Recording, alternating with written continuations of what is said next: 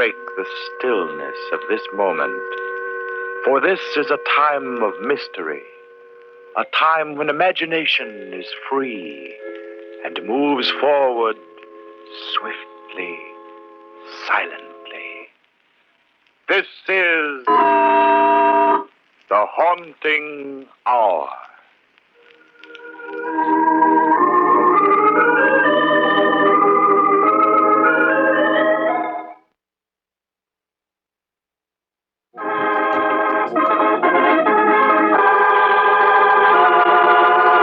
No escape.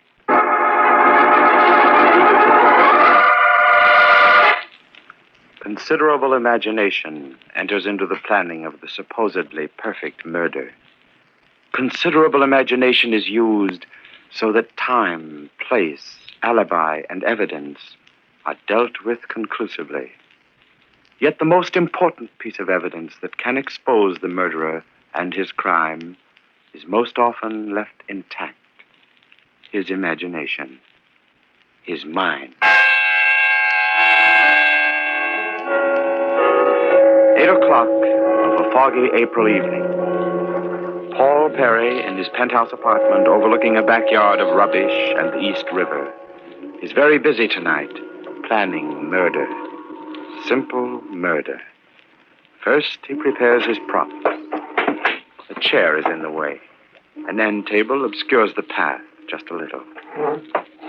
And that floor lamp might be turned over and broken in his rush to the window.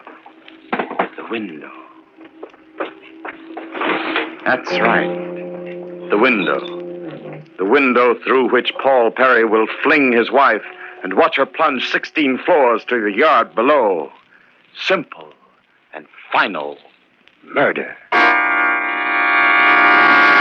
The stage has been set. But first, there is a witness to dispose of. Excuse me, Mr. Perry, but what should I do about Mrs. Perry's dinner? It's getting cold. Never mind, Hannah. Mrs. Perry is probably eating out. Oh, yes, sir. Will there be anything else, Mr. Perry? No. No, I don't think so. As soon as you finish your work, Hannah, you can take the evening off.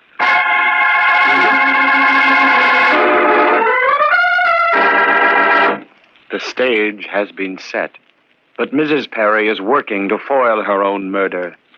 Wearing her gray coat and a red pork pie hat, Mrs. Perry left her penthouse apartment in the afternoon. Now it is after 8 o'clock. And where is Mrs. Perry? 4th Precinct, Homicide, Lieutenant Dugan speaking. Yeah? Yeah. Okay. My name is Joan Perry, Mrs. Joan Perry, and I want you to protect me from my husband. Hold everything, lady. You're in the wrong division. This is homicide. I know. My husband is planning to murder me. How do you know? I know. Has he threatened you? No. Have you any evidence of his planning to murder you? No. Well, I give up. Why does he want to murder you? Because I won't give him a divorce. Oh, you've got to protect me. He's going to kill me. I know, I tell you, I know. Has he hit you or beaten you at any time? Oh, no. Are there any grounds on which we can issue a warrant for his arrest? I don't want him arrested. Then he'll suspect that I know. Then what do you want from me? I want you to protect me. Well, lady, you're in the wrong place. What you need is a private bodyguard. Excuse me. 4th Precinct, Homicide, Lieutenant Dugan speaking. Yeah. Hold it. Mrs. Perry! I'll call you back in a minute. Mrs. Perry! Give me the front desk. Hey, Joe, a lady wearing a gray coat and a red hat is leaving the building. Stop her. Oh. No, never mind.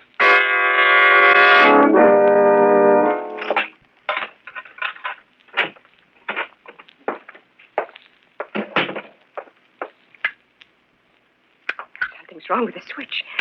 The lights don't go on. Paul! Paul! Hannah! Is anybody... Ah!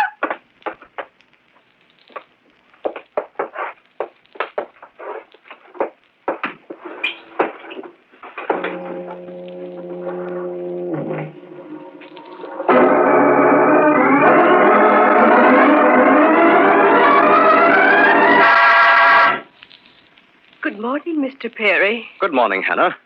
Well, you needn't bother with a setting for Mrs. Perry. She called last night to say that she was staying at her mother's for a few days. Yes, sir.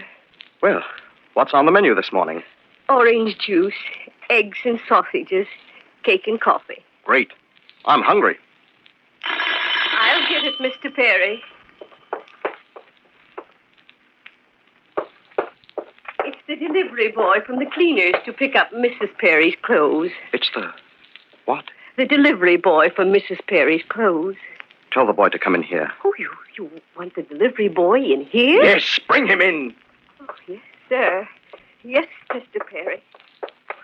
Shouldn't have jumped down Hannah's throat like that. It's probably some mistake. Now, what's cooking, mister? You're here for Mrs. Perry's clothes? You got it the first time. Well, when did she give you the order? She was in the store first thing this morning. She came into your store this morning? That's right. Hey, what is this, a third degree? Huh? Oh, no. No. You see, Mrs. Perry is staying at her mother's for a few days, and this sounds like a practical joke. Can you describe her? And how? She's kind of neat looking, and she was wearing a gray coat with a red hat, if you call that a hat. That's Joan. But last night... Look, do I get the clothes or don't I? What? Oh, you'd better come back some other time. Why didn't you say so in the first place? I haven't got all day to hang around. Maybe she's all right. Maybe she didn't get hurt. Oh, but that's ridiculous. 16 stories down to the yard and no ledges to land on while falling. But I'd better make certain. No. No, it's a clean drop down to the yard. Can't see her from here with this fog. Maybe she's not there. But she's got to be. She's got to. I'd better go down to see for myself.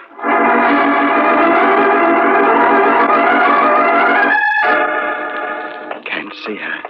But she's here someplace. You just don't get up and walk away after you fall 16 floors. You don't. No, you don't.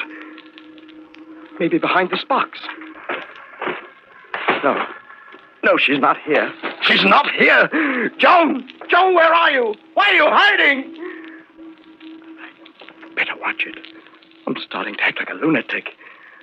There must be a logical explanation to all this. Maybe she fell into the river. Yes, that's it. She fell into the river and was swept away with the current.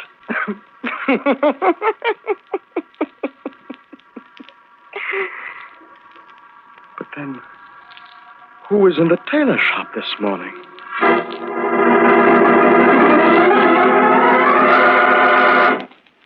Yes, Hannah. What is it?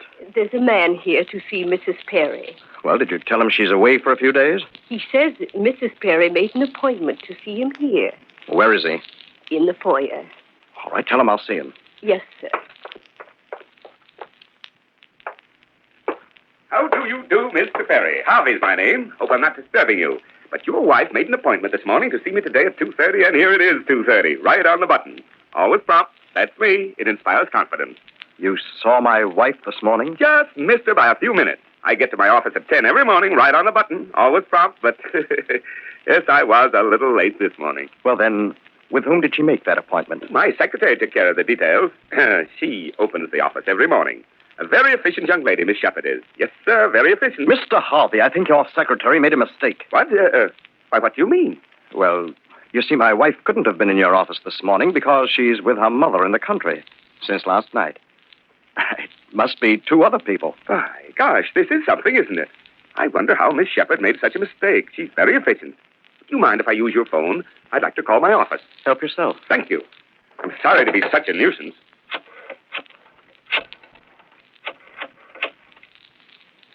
Hello? Miss Shepard? Harvey speaking. I'm checking on that 2:30 appointment you arranged for me this morning. There seems to be some misunderstanding. Yes? Yes, Mrs. Perry. And the address? By gosh, that's right. Just a moment. Well, Mr. Perry, my secretary just confirmed this meeting. She herself spoke to your wife this morning. Ask her to describe Mrs. Perry. Well, Miss Shepard, what did this Mrs. Perry look like? Yes, young, good-looking, wearing a gray coat and a red hat. Just a moment. Anything else, Mr. Perry? No. That's all, Miss Shepard. I'll be back at the office within the hour. Goodbye. Oh, I'm calling my wife at dinner time, and I'll ask her about it. Sorry that you had to come here on a wild goose chase. Oh, it's all in the day's work. Oh, by the way, if you should ever want to get in touch with me, here's my card. Good day. Frank Harvey, broker. Life insurance. Accident insurance.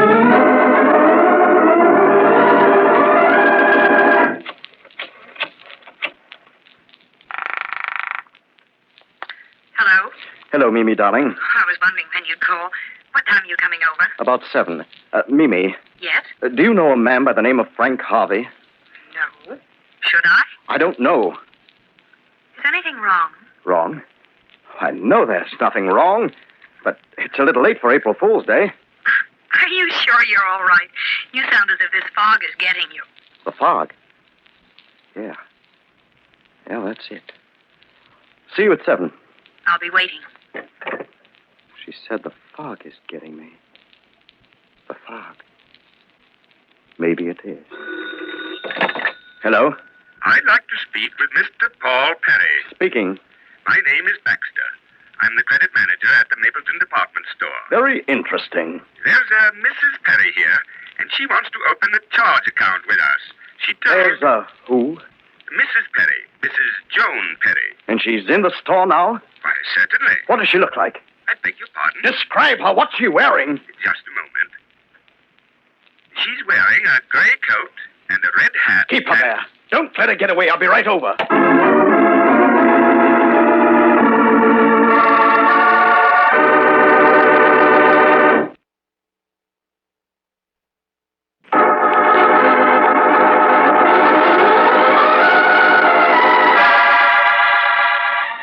Paul Perry had planned the perfect crime. He decided to do away with his wife, Joan, in order to marry Mimi Foster. He hit his wife over the head and threw her out of the window to the backyard, 16 stories below. But, strangely, the next day, there were indications she might not have been killed despite her fall. First, her body was not to be found when Paul went to the yard to look for it. Then, several people told him they had spoken with his wife that very day. And finally, when Mr. Baxter, the credit manager of the Mapleton department store, called him to say Mrs. Perry was in his office to open a charge account, Paul frantically told him to keep her there. Which way to the credit manager's office? Second aisle on your left. Yes? Well, where is she? Where is who? My wife, Joan Perry. You called and said she was here. Well, where is she? I'm sure I don't know. Well, someone called me a few minutes ago, said his name was Baxter. Is your name Baxter? Well, yes, but I didn't call you. It's a trap. That's what it is. A trap. And I walked right into it. But who wants to trap me? Who? That man on the phone said his name was Baxter. It wasn't Baxter. But whoever he is, he can't know anything. Say, maybe I didn't get a phone call from Baxter. Maybe I'm just letting my imagination run away with me. Yes. Yes, that's it. No one called. No one. It's the delivery boy from the cleaners to pick up Mrs. Perry's clothes. Look, do I get the clothes or don't I? Harvey's my name. Your wife made an appointment. Always prompt. That's me. Stop it! Stop it! I've got to get hold of myself. I can't give myself away to Mimi.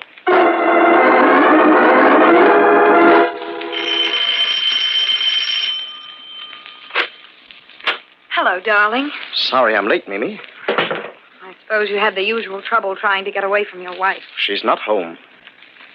Mimi, let's go away. Far away, someplace where no one will know us, where no one will bother us. It wouldn't be right. Okay, then forget it. Forget it for now, anyway. Come on, let's get going. All right, darling. I'll be ready in a minute. Hope the fog lets up soon. Might as well be in London. How do you like it? How do you like my new hat? Where did you get it? I just bought it today. Take it off. Take it off. Why? I like it. I said take it off. It's Joan's hat. Oh, Paul, why must everything remind you of Joan? Take it off! All right. I'll take it off. I'm sorry. It's just that I hate her so. I know. Darling, let's not stay here all night gabbing about her. We're going out to have fun. Yes. Yes, we're going out to have fun. All right, then. Let's go. Where to? Haven't you heard? The circus is in town.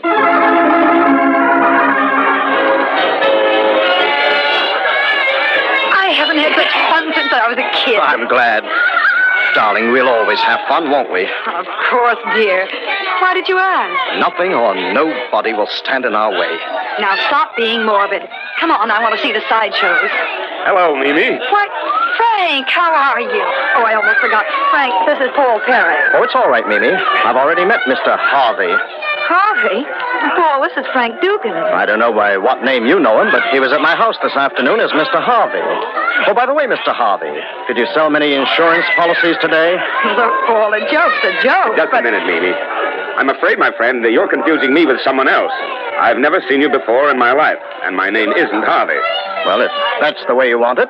Pleased to meet you, Mr. Dugan. Same here.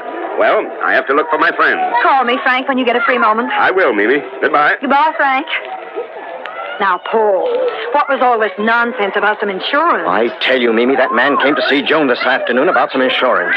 Either you're drunk or you're imagining things, and I haven't seen you take a drink in the last 2 hours. That Dugan or Harvey even gave me his business card. So what? So what? That card said Frank Harvey, broker, life insurance, accident insurance. Harvey may have given you such a card, but I'm certain that Frank Dugan didn't. What makes you so certain that Dugan and Harvey aren't one and the same person? Because Frank Dugan happens to be a police lieutenant with the homicide squad.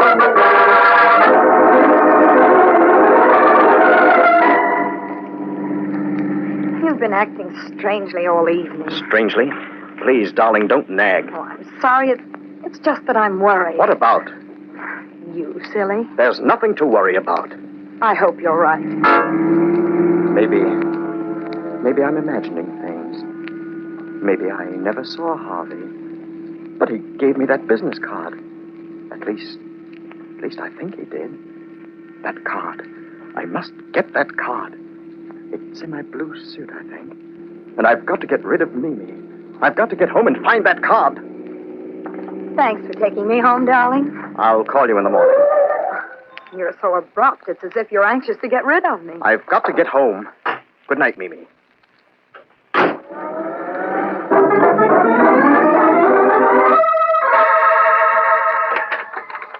That card. Frank Harvey, broker, life insurance, accident insurance, 75 Johnson Place. So I wasn't dreaming. I wasn't having nightmares. For a while I was beginning to doubt my own sanity. But here it is, all right. And now to find the house. 75 Johnson Place.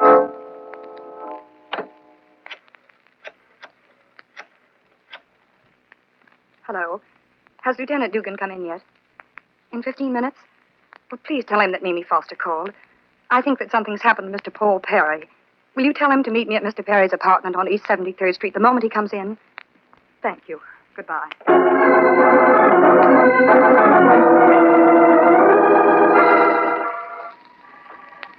Hey, buddy, you help a fella out? What's that? I ain't had nothing to eat all day, mister. You spare a dime? I'm hungry, mister. I've been hungry all day. I'll make it worth your while if you'll tell me where Johnson Place is. Oh, this is Johnson Place. What number? 75. Yeah, let's see. That's right along here. Come on, I'll show you, mister. Yeah, that's 67, 71. And there's an empty lot. Yeah, and it's right here. 79. There is no 75. Maybe it's on the other side of the street. No, there's nothing on the other side of the street. Empty spaces, only empty spaces.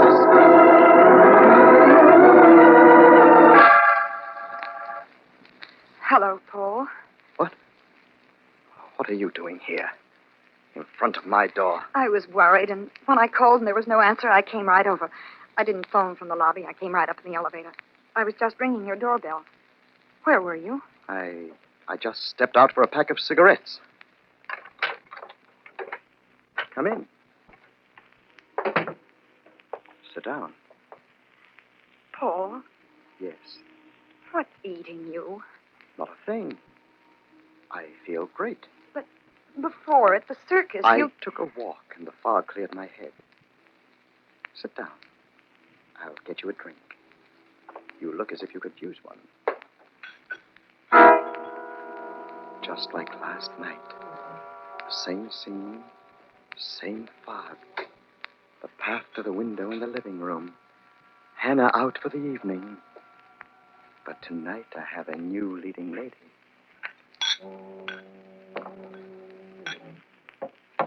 Well, what shall we drink to? Let's toast your quick divorce and our happy marriage. Very nicely put. And I drink to you, my sweet little double-crossing wench. You dropped your drink, my pet. I'm going home. You're drunk. You're not going home. Sit down. What do you want? This is goodbye, Mimi.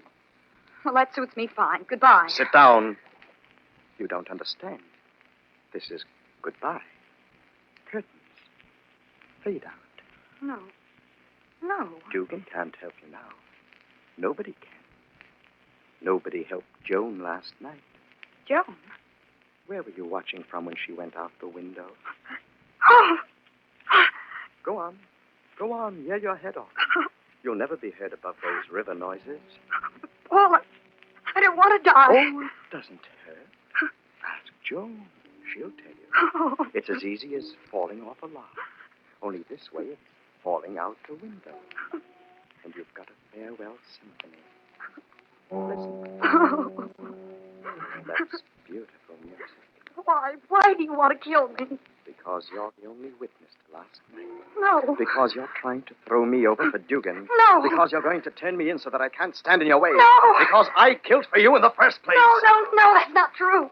I didn't know about Joan until you told me, and I love you, you poor fool. I love you. You lie. I don't believe It's you. the truth. You think you can trick me again like you've been doing all day? I don't know what you're talking about. First for the cleaners, dressing up as Joan, then getting Dugan to pose as a phony insurance salesman. No, tonight at the circus was the first time I'd seen Frank in a month. Ha, it's a shame. You would have made a great actress. You've got to believe me. I'm telling the truth. No, please. Paul, no! I got here just in time. Frank, he suddenly went crazy. No, he didn't. He's as sane as you are, Mimi. Wait till I put the cuffs on him. And he's not dead. No, I'm not dead. Well, that'll keep you, Perry. You're under arrest. I'll sue the state for this. Oh, no, you won't. Murder is a tough rap to beat. You're crazy. You can't prove murder without the corpus delicti. Mrs. Perry, or what there's left of her, is on a slab at the morgue. I was too late last night. But she jumped. Just as Mimi almost jumped. No good, Perry. Besides, I heard your confession. Frank, how did you know? We expected this second attempt at murder. We couldn't prevent the first, but you weren't in any danger, Mimi. We knew exactly what he would do, step by step. We planned it so. What do you mean? We knew he killed his wife, but we needed a confession. So we worked on the only part of him we knew would be vulnerable, his mind. No matter how well planned a murder may be, the murderer can't escape himself. No matter how you look at it, there's no escape.